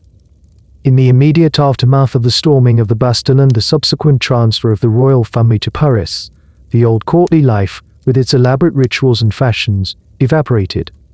Versailles was abandoned. The aristocracy either fled the country as émigrés or attempted to adopt a posture of anonymity in the roiling political climate of the capital. To appear in public with a powdered, elaborate hairstyle was now an act of suicidal recklessness. It was to mark oneself as an aristo, an enemy of the people, and to invite the suspicion and wrath of the revolutionary committees and the Parisian mobs. The sans-culottes, the radical working-class revolutionaries, who derived their name from their rejection of the aristocratic knee breeches culottes, saw the powdered wig as the ultimate symbol of the system they sought to destroy. The logic was simple and direct. The powder was made from the flour that should have fed their children. The hairstyle's creation was a testament to a life of unproductive leisure. Its very heightened artifice represented the unnatural and corrupt hierarchy of the old order. Consequently, it disappeared from the streets of Paris with breathtaking speed. Survival dictated a rapid and convincing adoption of a new, revolutionary aesthetic. Men abandoned their wigs and powders, often cutting their hair short in a style that evoked the citizen soldiers of the Roman Republic. Women who had once spent hours with Leonard now wore their hair in simple, unadorned styles, often covered with a plain cap or the revolutionary red Phrygian cap, the bonnet rouge, a symbol of liberated slaves in ancient Rome. The revolution became the ultimate and most decisive stylist. Its dictates enforced not by the whims of a queen, but by the sharp edge of the guillotine. During the Reign of Terror, which began in 1793, any perceived link to the aristocracy could be grounds for a denunciation, a show trial before the revolutionary tribunal, and a swift execution. A surviving portrait, a letter, or the testimony of a disgruntled servant could be enough to condemn someone. In such a paranoid environment, the material culture of the ancien regime was purged. Ornate furniture was destroyed, aristocratic coats of arms were chiseled off buildings, and the elaborate wigs and hairpieces were either abandoned or burned. They were artifacts of a dead world, and to possess one was to risk joining that world in a very literal sense. There is a grim, apocryphal irony in the story of Leonard d'Auteuil, the Queen's coiffeur. According to some accounts, he used his considerable fortune to stage an escape for the royal family, a plan that ultimately failed. He himself managed to flee France, eventually dying in exile. His partner in style, Rose Burton, also fled, taking her fashion ledgers with her. Their clientele was scattered or dead. The entire cultural ecosystem that had supported their art and made them famous had been annihilated in a matter of months. The revolution had not just changed fashion, it had executed it. The elaborate coiffure, born in the rarefied atmosphere of absolute monarchy and nurtured by a culture of extreme inequality, could not survive in the raw, egalitarian air of the new republic. Its extinction was as sudden and total as the political system it had so perfectly symbolized. The age of the towering wig was over, its demise brought about not by a change in taste, but by a fundamental and bloody redefinition of society itself. The fall of the Bastille and the subsequent reign of terror did not simply end the fashion of the towering coiffure. It created a cultural void that was immediately filled with new, politically charged styles that directly referenced the raw and brutal realities of the revolution. The guillotine, the national razor, became the terrifying epicenter of French life, a symbol of revolutionary justice, state-sanctioned terror, and the fragility of human existence. In a remarkable and macabre turn, this instrument of death became a source of fashion inspiration, giving rise to hairstyles that served as a form of communal trauma processing, a way for the survivors to symbolically acknowledge the abyss into which their society had plunged. This was the era of the coiffure of victime. In the period following the bloodiest phase of the terror, known as the Thermidorian reaction, a new, hedonistic youth culture emerged among the moneyed survivors in Paris. These were the incroyables, the incredibles, for men, and the merveilleuses, the marvelous ones, for women, young people who had lost family to the guillotine and now reacted to the trauma with a display of extravagant and often bizarre fashion. They affected a pronounced lisp, supposedly from the shock of the terror, and adopted a slouching posture. Their clothing was an exaggerated parody of both classical and English styles, but their most potent unsettling statement was their hair. The coiffure à la victime, or victim's hairstyle, was a direct and chilling imitation of the haircut given to those condemned to the guillotine. Before execution, the prisoner's hair at the nape of the neck was crudely shorn by the executioner's assistants. This was a practical measure, designed to ensure that the blade's path was unobstructed, guaranteeing a swift, clean cut. The hair on the top and sides of the head was often left long. Young men and women of the mere veil users and incroyables set adopted this haircut as a fashion. They would have their hair cropped short in the back, sometimes even shaving the nape of the neck, while leaving the hair at the front and on top longer. The style was a stark, visual echo of the final moments of a condemned prisoner. To complete this macabre tribute, women would often wear a thin red ribbon or choker around their necks, known as a ruban rouge. This ribbon was a direct and unmistakable symbol of the bloody line left by the guillotine's blade. Sometimes they would tie the ribbon in X shape across their backs, mimicking the way a victim's hands were bound behind them. They would attend lavish, exclusive parties known as balls des victims' balls, to which only those who could prove they had lost a close relative to the guillotine were admitted. At these gatherings they would dance with jerky, convulsive movements, supposedly imitating the twitching of a decapitated body. It was a profound and deeply unsettling form of commemorative art, a fashion born from the deepest collective trauma.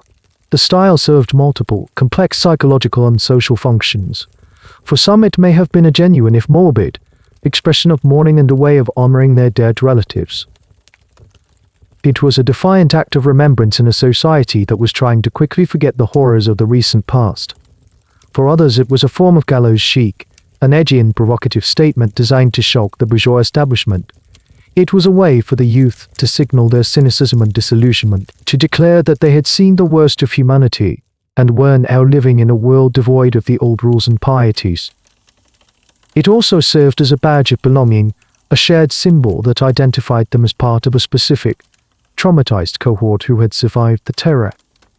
This fashion, centered on a stylized reenactment of state-sponsored killing, represented the absolute inversion of the pre-revolutionary aesthetic, where the power had been about height, artifice, and the denial of reality. The coiffure à la victime was about absence, raw authenticity, and a direct confrontation with death. The former was a symbol of a society obsessed with life and frivolous sentiment. The latter was the symbol of a society haunted by death, violence, and the memory of industrial-scale slaughter.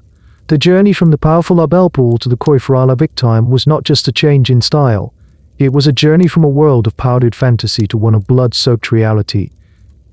The revolution had not just cut off the heads of the king and queen, it had, with brutal finality, severed the entire aesthetic consciousness of a nation from its path.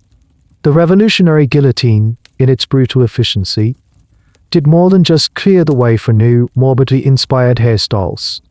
By eradicating the social and political structures of the ancien regime, it inadvertently set the stage for a profound, albeit much slower, revolution in European attitudes toward the human body itself. The fall of the powdered wig was the most visible symptom of a deeper ideological shift, the Enlightenment's emphasis on reason, the scientific discoveries of the late 18th century, and the revolutionary ideal of the unadorned, natural citizen all combined to challenge the centuries-old beliefs that had made filth a fashionable norm. The 19th century would witness the slow, uneven, and often contested dawn of a new era of personal hygiene. The initial impetus was philosophical. The rejection of the aristocratic wig was part of a broader rejection of artifice. The new ideal, whether in revolutionary France or Republican America, was the citizen, a figure defined by transparency, honesty, and a lack of decadent pretense. This translated into an aesthetic of simplicity and cleanliness, the emerging bourgeois class, who would become the dominant social force of the 19th century, defined their identity in opposition to the perceived corruption and dirtiness of the old aristocracy. For them, cleanliness was not just a matter of health, it was a symbol of moral virtue, discipline, and respectability. A clean body, clean clothes, and a clean home became the outward signs of an ordered and virtuous inner life. This moral imperative was powerfully reinforced by developments in science and medicine. While the full germ theory of disease would not be firmly established until the work of Louis Pasteur and Robert Koch in the latter half of the 19th century, the preceding decades saw a gradual chipping away at the old miasma theory.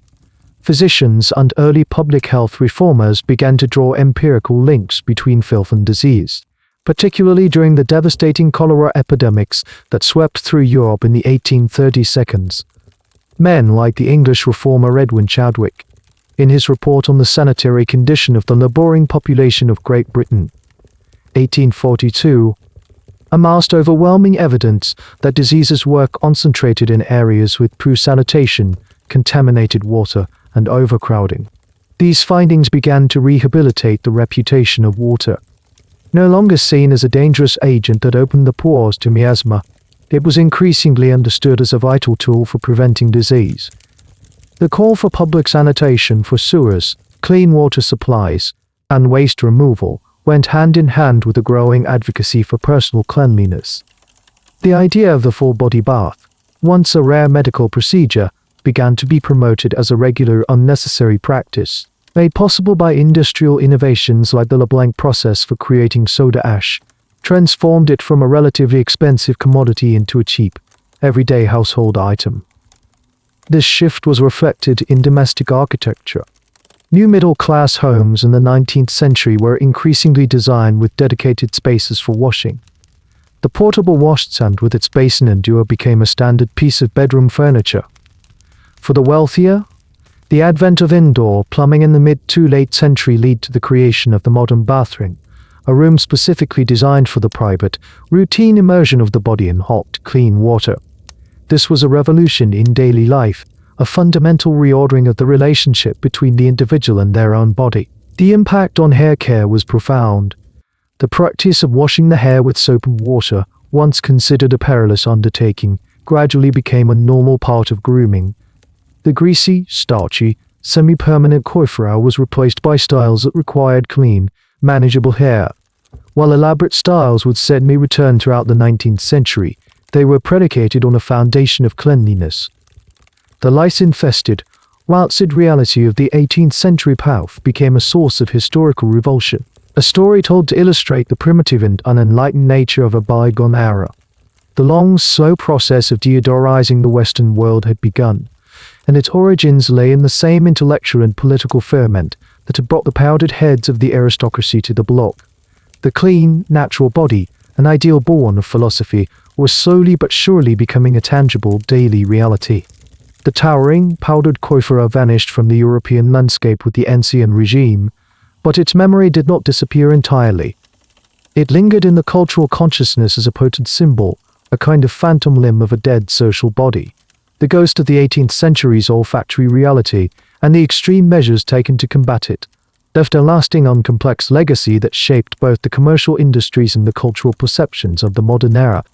But the memory of its former state, and the fear of reverting to it, became a powerful and enduring motivator. One of the most direct and tangible legacies was the rise of the modern French perfume industry. While France had long been a center for perfumery, the 18th century was its golden age of masking scents. The heavy animal-icy fragrances based on musk, civet, and ambergris were designed to dominate and overwhelm, to create a personal cloud of scent that could overpower the smells of the body in the city. With the dawn of the new, hygienic 19th century, these overpowering scents suddenly seemed crude and anachronistic. They were redolent of the very aristocratic excess that the new bourgeois society defined itself against. This created a demand for a new kind of fragrance. The post-revolutionary consumer did not want a perfume to mask a dirty body, but one that would subtly enhance a clean one. This shift in purpose led to a revolution in perfumery. The focus moved away from the heavy animal, icy notes and towards lighter, fresher scents derived from flowers, fruits, and plants. The town of Grasse in the south of France, already a center for growing fragrant flowers, became the undisputed capital of this new industry. Perfumers like Jean-François Habpayton and Pierre-François Lubin, who had catered to the court of Louis XVI, successfully adapted to this new aesthetic, creating delicate floral waters and colognes that appealed to the sensibilities of the Napoleonic and Restoration eras. The French perfume industry, which remains a global symbol of luxury and sophistication, was thus profoundly shaped by the reaction against the unhygienic past, transforming what was once a weapon of olfactory warfare into an accessory of refined, clean living. A second, more insidious legacy was the creation and reinforcement of national stereotypes. The satirical prints of the late 18th century, particularly those produced by English caricaturists, had established a powerful and enduring image of the French aristocracy as frivolous, effeminate, and obsessively concerned with artificial appearances. The powdered wig and rouge de face became visual shorthand for a perceived national character. This stereotype outlived the revolution and became embedded in the Anglo-American imagination. The French, particularly Frenchmen, were often depicted as dandies more concerned with their toilettes than with more masculine pursuits like industry or conquest. This caricature, born in the specific political context of the late Ancien regime, proved remarkably durable, echoing in cultural depictions for generations.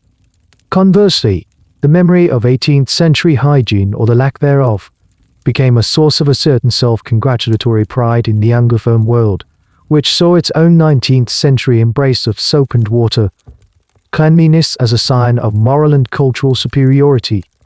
The great unwashed was a term that could be, and often was, projected onto other cultures, with the pre-revolutionary French court serving as the prime historical exhibit.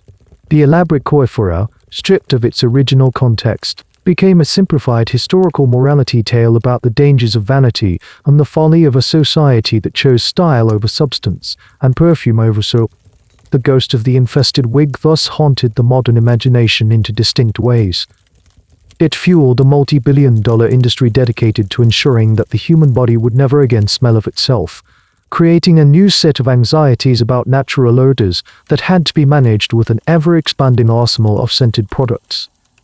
And it contributed to a set of cultural prejudices and perceptions that simplified a complex historical reality into a convenient and often judgmental caricature.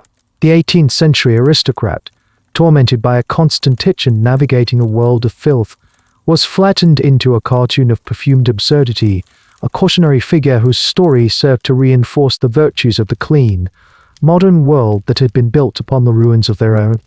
To encounter an 18th century aristocratic coiffure today is a sterile and silent experience. It exists behind the climate-controlled glass of a museum display case, a static object of historical curiosity. It is perfectly preserved, often mounted on a featureless mannequin head, illuminating light. A small, discreet plaque will offer its provenance under date. The object is clean, stable, and inert. It has been stripped of its context and, in the process, of its truth. For this preserved artifact, this desiccated and sanitized specimen is a profound deception. It is a body from which the soul, the scent, and the squalor have been meticulously excised. What the museum cannot display is the object's fourth dimension, its lived reality. It cannot replicate the significant, neck-straining weight of the pomade-soaked mouse. It cannot recreate the faint but pervasive odor of rancid, high-fuming animal fat mingling with stale perfume in the scent of an unwashed human scalp. There is no label to describe the constant, maddening itch, nor any way to exhibit the thriving, multi-inertian ecosystem of parasites that once steamed within its padded architecture. The rustle of a nesting mouse, the frantic scratching in the dead of night, the sudden, terrifying flash of ignition from a stray candle flame, these essential truths of the object are lost to the silence of the archive. The surviving wig is a ghost, a hollowed-out form that testifies to a forgotten world only through its own profound emptiness. Perhaps the most honest and revealing artifact of this buried absurdity is not the coiffure itself, but its elegant companion, the wig scratcher. To see one of these objects, a slender rod of carved ivory or polished silver terminating in a delicate, miniature hand, is to hold a key to the entire sordid reality. On its own, it is a thing of beauty, a testament to the jeweler's art. Placed in context beside the towering wig, it was designed to service, it becomes a confession. It is a beautiful tool created to manage a filthy problem. Its very existence is an admission of defeat, a tacit acknowledgement that the infestation was so pervasive and so persistent that the only rational response was not eradication, but the development of a socially acceptable, and even beautiful, tool for momentary relief. The gear minus debt is the elegant skeleton in the aristocratic closet, a piece of material evidence that speaks directly to the misery hidden beneath the powdered facade. Other fragments of this lost world survive, each telling a piece of the story. Exquisite porcelain pots, now empty and clean, once held the greasy, scented pomades. Ornate bellows, silent in their display cases, once puffed clouds of life-staining flour onto the heads of the elite. And in archives and collections, the satirical prints endure. These caricatures are perhaps the most vital artifacts of all, for they preserve the one thing the physical objects cannot, the contemporary reaction. They are the soundtrack of mockery and social outrage that accompanied this silent visual fashion. They remind us that this absurdity was not normalized for everyone. It was seen even then as a symbol of profound waste, corruption, and a grotesque detachment from reality. These scattered objects are the material remains of a specific, peculiar, and ultimately self-destructive definition of power. They are the debris of a culture that chose to a performance of extreme and painful artifice. The very fibers of the surviving wigs are an economic document, a record of a transaction that converted a peasant girl's biological asset into a duchess's temporary symbol of status. The ornate scratches are forensic evidence of a shared biological torment. The satirical prints are the fossilized record of a rising tide of public contempt. When viewed together, these artifacts cease to be mere curiosities. They become the components of a cautionary tale, a quiet but insistent testament to a world where the pursuit of an unnatural ideal became a literal biohazard, a fire risk, and finally, a fatal political liability. And so we let the curtain fall on this theater of absurdity. The dust from the final powdering has settled into the strata of history, and the frantic scratching has been replaced by the profound silence of the archive. But before we leave this strange chapter behind, let us pause for a moment. The story of the aristocratic coiffure is not merely a chronicle of bad hygiene or extreme fashion. It is a study in the architecture of denial. It is an inquiry into the human capacity to construct elaborate, beautiful, and even sacred facades to conceal a reality that is teeming with decay. The pristine powdered surface and the infested, rancid reality beneath. This is not a metaphor confined to the 18th century. It is a recurring parable. We see it in institutions that project an image of infallible authority while rotting from within. We see it in ideologies that promise utopia while demanding the suppression of basic human nature. We see it in the curated perfection of our own digital lives, which often masks a far more complex and chaotic truth. Ludicrous glory serves as a warning. It is a testament to the fact that when a culture becomes pathologically detached from the physical, biological realities of existence, it begins to construct symbols that are not only hollow, but actively self-destructive. It reminds us that the cost of maintaining a perfect artifice is often a slow, internal collapse. The powdered edifice was not a sign of strength, but of a profound and fatal weakness, a fear of the authentic, messy, and uncontrollable truth of what it means to be a living organism. And so we leave them to their fate. But ask yourself how thin really is the line between the civilization we profess and the hidden, inconvenient truths we work so hard to conceal. Goodbye.